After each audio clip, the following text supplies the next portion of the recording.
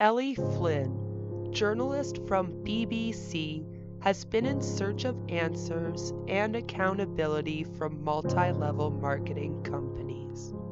Her investigation takes her all over the USA, and she ends up in Utah and at the Church of Jesus Christ of Latter-day Saints, also known as the Mormon Church or the LDS Church, as they now wish to be referred to as. I have watched all of Ellie Flynn's work. I am a large fan of hers. What she discovered, however, did not surprise me. There does seem to be a connection between MLMs and the LDS Church. Many people believe so. It has been discussed on numerous podcasts and in several different anti-MLM articles. In our last episode of the manipulation of a Hunbot, we discussed whether or not MLM companies are cults. We looked at Stephen Hassan's bite model and came to the conclusion that MLMs do hit almost every point of the bite model, and therefore we could consider them to be cults. It is a very scary thought, especially for someone who may have been in a MLM, escaped their grasps, and never once realized what they were a part of until now. However, I was just like you. I was led to the connection between MLMs and Mormonism when I was a distributor for Sensi, and I realized the company had a deep-rooted connection to Utah and the LDS Church. As an atheist, I was surprised to find out that every $10 of every $100 the CEOs of Sensi made ended up being donated to the LDS Church. I want to preface this episode by saying that although I am atheist, we are not here to discuss religious views or be critical of them. I have several friends who are religious, and all that means is they believe and I don't. They pray for me, I send them positive vibes.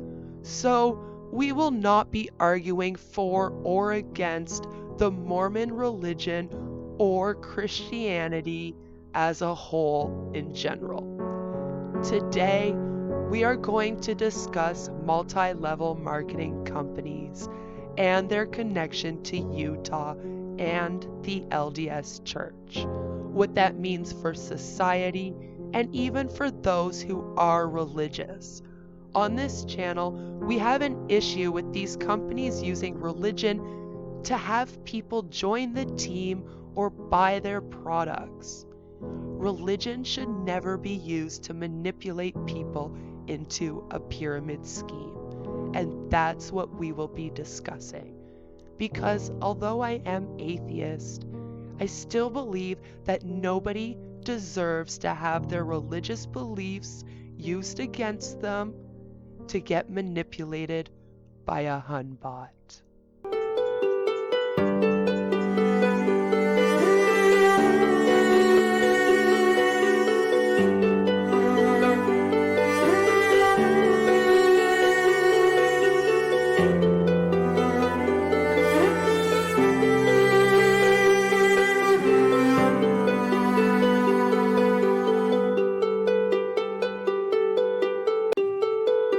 Hello, my name is Beth, or Queen of Spade, and you're watching Manipulation of a Hunbot.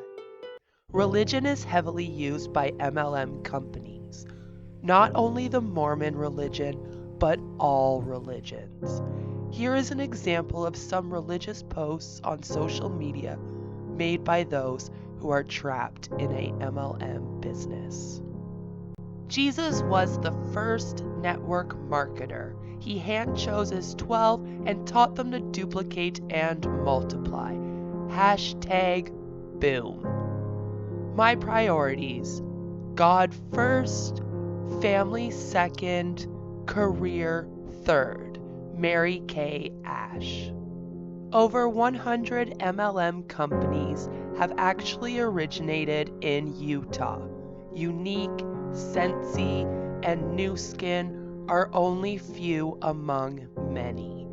These companies are generating billions in annual revenue and making direct sales the second biggest industry in Utah behind tourism, according to Lauren Israelson, Executive Director of the Utah-based United Natural Products Alliance. What is it about the Mormon Church that makes them an easy target for these companies? The reality is that Mormon culture breeds these kinds of companies for a variety of reasons. I have put together a list of 10. The belief that money is a blessing. Many believe in the prosperity gospel, which is the principle that if someone has money, then they must be blessed by God. We'll get more into that later on. Because of this, it can be much easier to fall into a scheme that offers you a large income, and many Mormons believe that when they do get a payout, it is a sign from God that they are where they are supposed to be. An unusually high number of stay-at-home moms. Mormons encourage women to stay at home, as they believe in the traditional views of family. The man works, and the woman stays at home and bears children. However, with today's economy, that leaves many families struggling for an extra income. It also means that Mormon stay-at-home moms use their time to try to make money for extra things. We all know that MLM companies prey on stay-at-home moms. Easy mobilization. Mormons have a built-in network complete with phone numbers, physical addresses, and emails. They may not think twice about using this information to send out invitations to their parties about a new product or brand that is also an MLM, even if using ward lists for business purposes is against the rules of the church. It's fair to say also that the MLM companies may push them to do so. Door-to-door experience. Former Mormon missionaries are used to sales techniques. They're not afraid of rejection, and they are sometimes very aggressive. Therefore, they would have no issues with cold messaging, cold calling, or going door to door in order to sell the MLM products or business opportunity. This is the part of the MLM business that most shy away from. However, Mormons were made for this work. The personal touch. Mormons are used to hearing testimonials and connecting that to deeper truth. When in an MLM, personal testimonials of why you began in the business and what the business has done for you is common. Some might argue their search for the deeper truth also means Mormons are particularly vulnerable to anecdotal evidence, which is the only evidence that MLMs provide. Big claims. Mormons often hear people scoffing at their religious ideas, their founder, and their scripture. Because they've grown accustomed to that, they may be more likely to shrug off criticisms even when they shouldn't. Therefore, if people do become worried about them being involved in the pyramid scheme business structure, they are more inclined to ignore them. Top-down structure. Mormons are comfortable with an institution of hierarchy where people at the top know more than people at the bottom. Mormons are also used to paying money upstream. I know this may sound like a crude way of describing tithing, and I'm sorry if I mispronounced that, but looking at it from the outside, there are certain similarities. For those that don't know, tithing, again, sorry if I've mispronounced that, is the 10th part of agricultural produce or personal income set apart as an offering to God or for works of mercy, or the same amount regarded as an obligation or tax for the support of the church, priesthood, or the like. Any tax, levy, or the like, especially of 1/10. So they are made to give a portion of what they make to the church. Naivety. Mormons have a tendency to believe that they are chosen or special, and may be more easily led to believe that an opportunity has come to them from God rather than dismissing things that are too good to be true. Therefore, if a MLM company is offering them an opportunity, it is easy for them to believe this is their chosen opportunity from God.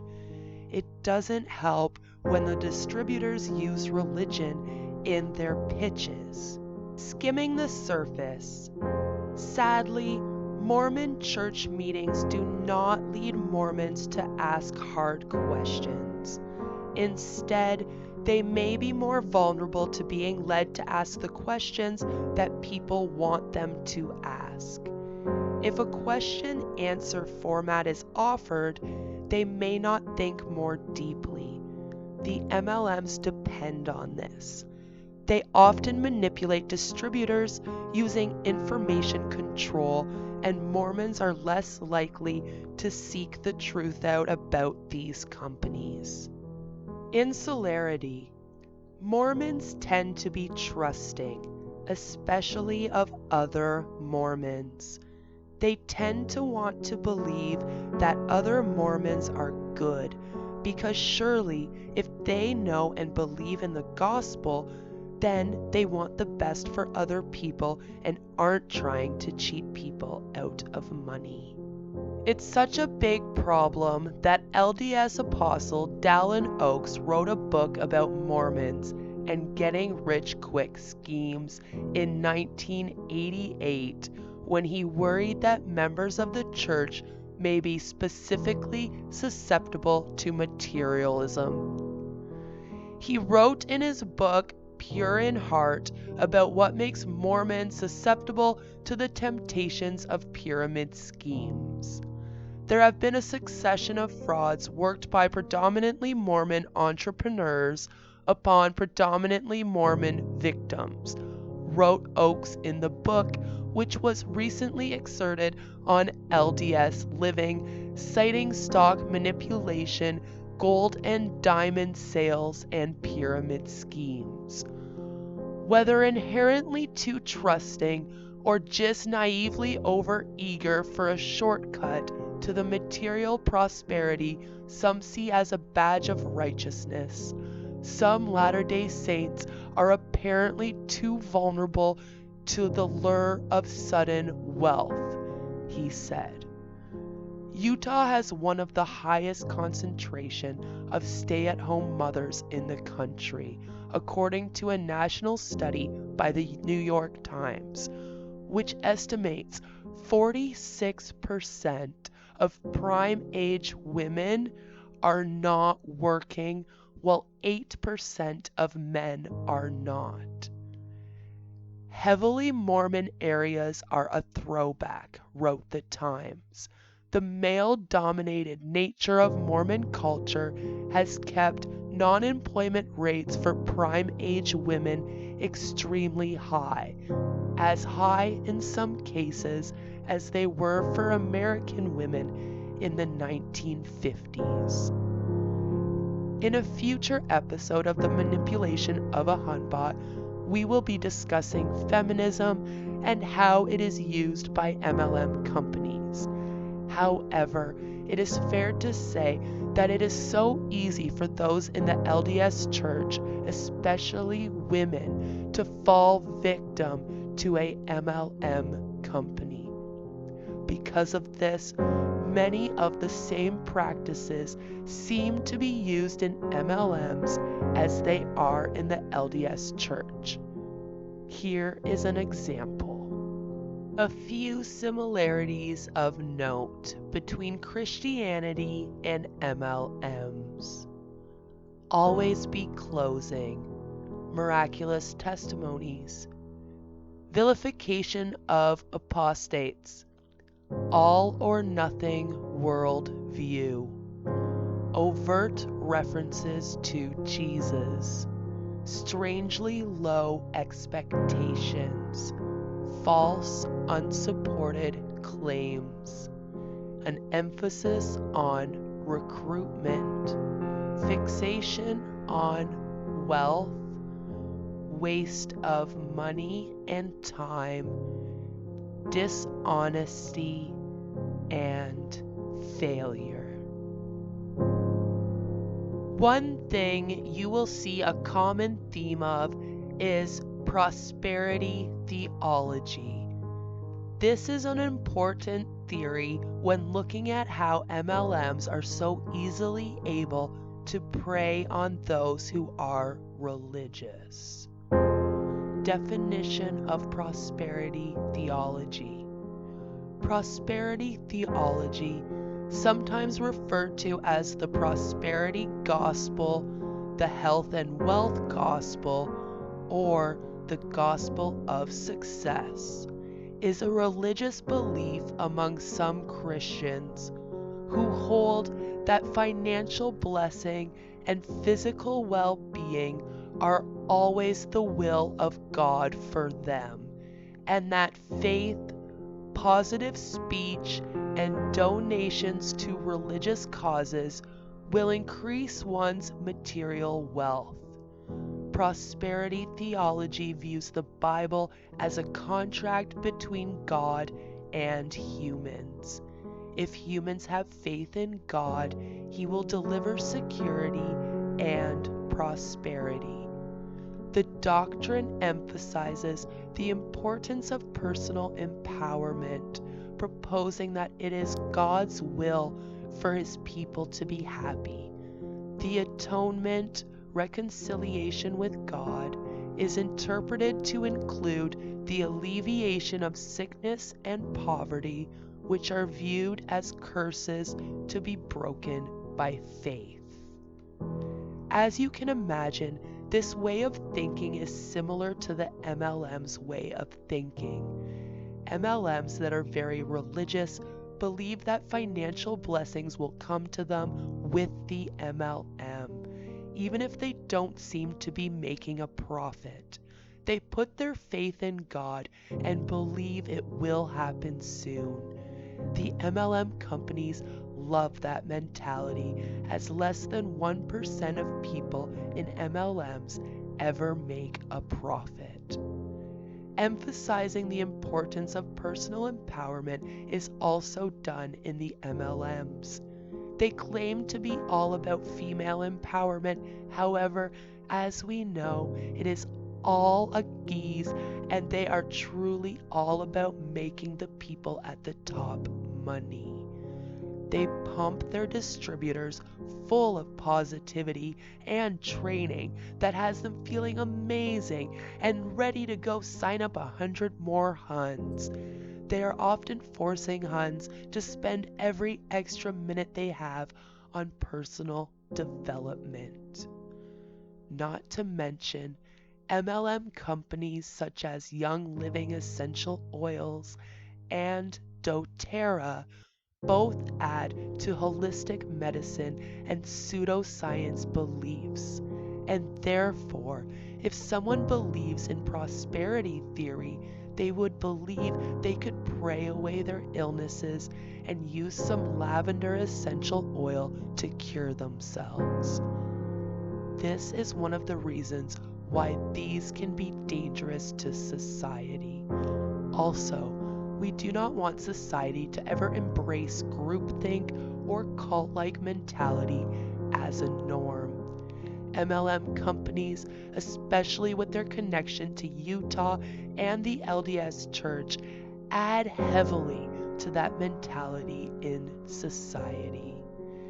MLMs fit well into Mormon culture, especially the emphasis on traditional family roles that encourage wives to remain in the home raising children and maintaining a close-knit community. There's nothing wrong with observing the Mormon faith or any other religion, but it's evident that MLMs leverage, maybe even exploit, their religious customer base and its values to encourage more sales. So, why is this allowed to go on in society? Although Avon is the oldest MLM company known today, Amway was the first company to begin using the MLM business model, or pyramid scheme model, however you choose to put it. MLMs don't get prosecuted despite being massive frauds, thanks to the actions of Amway founder J. Van Endels, who ran the U.S. Chamber of Commerce and leaned on Jerry Ford to shut down the aggressive prosecution of MLMs. Amway ginned up a meaningless cosmetic code of conduct that supposedly differentiated MLMs from pyramid schemes, and since then, MLMs have used the code of conduct as a get-out-of-jail-free card. Van Endel's co-founder was Rich DeVos, father-in-law of billionaire religious fanatic Betsy DeVos. When Donald Trump was asked on TV what he was going to do if he was to go bankrupt once again, his answer was simple. He said that he would get into a network marketing business. It seemed that the audience did not like his answer when they booed him, but everyone was silenced by his answer. He said that their reaction set the line between him and them, that the reason why he was rich and they were not was because of this exact attitude. Donald Trump is known for his innovation and quick-mindedness. His risk-taking coupled with sound judgment has made him one of the richest men in the world, and now the President of the United States. His thought on network marketing thrives on the concept being a powerful one. He believes that it is in simply knowing the difference between good multi-level marketing strategies and pyramid scams. The sad thing is, many people do not know the difference. Donald Trump did end up owning a MLM. It was called Trump Network. It collapsed and assets were sold in less than 2 years. This is in addition to his ownership of the MLM like Trump University, a close cousin to Herbalife's Latino targeting Universidad del Éxito Success University. We will be covering that on my channel soon. For Trump University's deceptions and consumer losses, Donald Trump agreed in a court settlement to pay over $20 million in restitution to victims. Herbalife was required to pay $200 million for deceiving its victims. Donald Trump was also the world's most visible and highest paid MLM pitchman. He made over $1 million fronting for the North Carolina-based MLM ACN. There is also the matter of President Trump's close association with the top shareholder of Herbalife, Carl Icahn, whom Trump has considered for a cabinet post. Remember Betsy DeVos? She was appointed by Trump to head the Department of Education, is the wife of the CEO of the largest and most notorious of all MLMs, our beloved Amway. Dr. Ben Carson, appointed by Donald Trump to head the Department of Housing, HUD, has been a promoter of the MLM, Manatech. That's a company that was sued by the state of Texas for making false claims that its dietary supplements could cure and treat Down syndrome, cystic fibrosis, cancer, and other serious illnesses.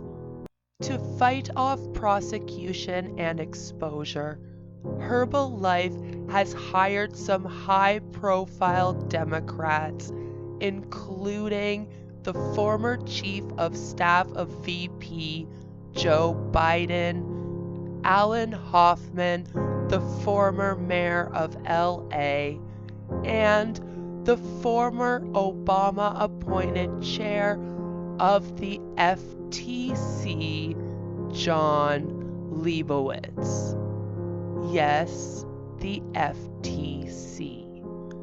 Trump is a Presbyterian, and his religious beliefs are strong. This has been proven.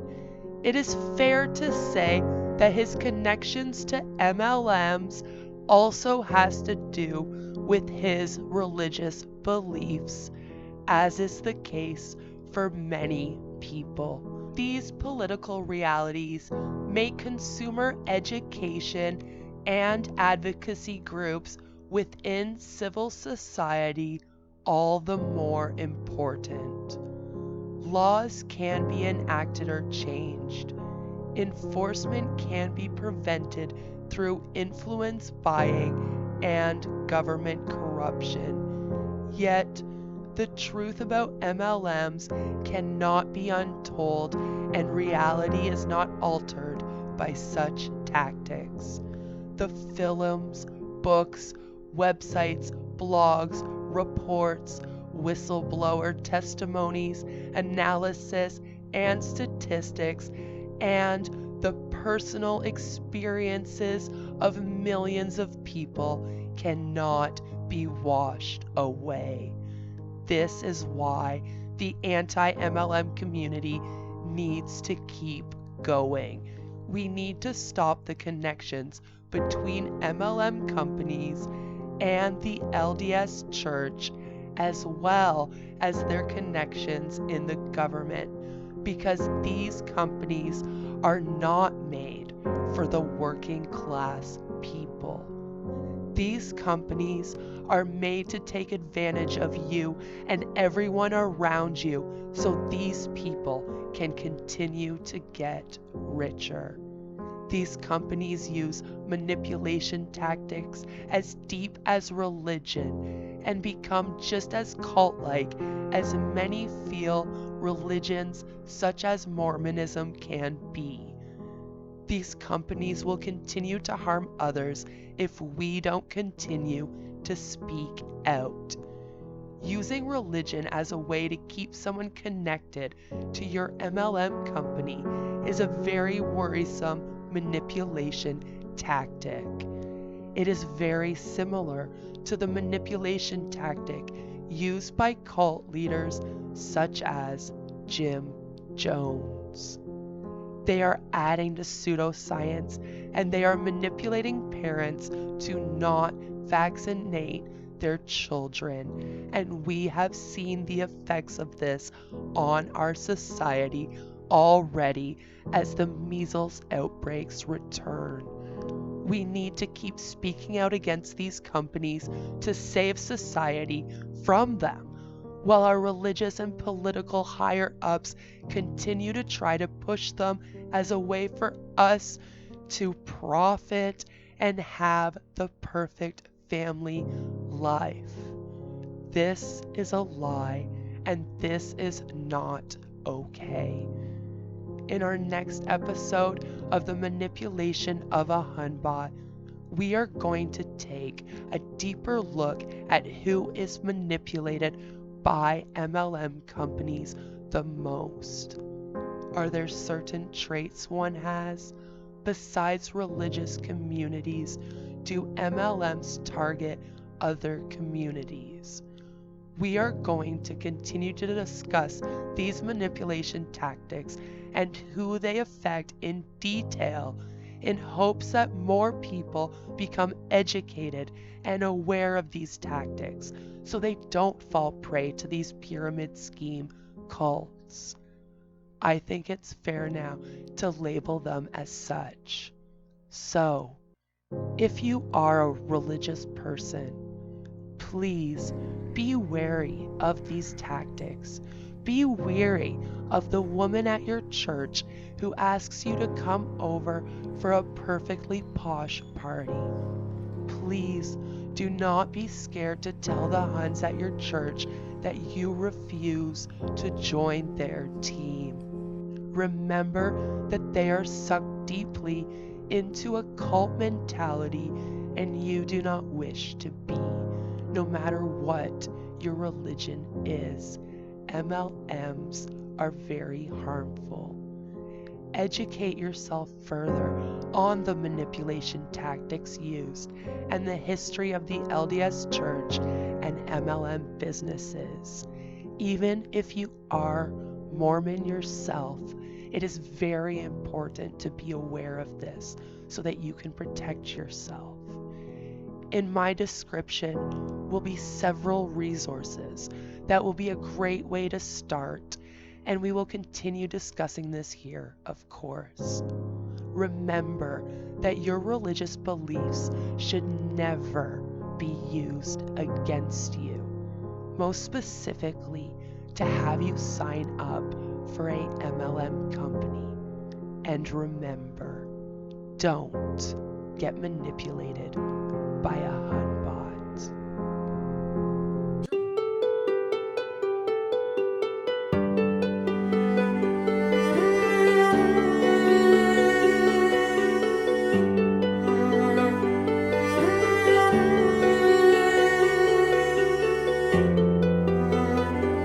Please do not do that. Please do not do that.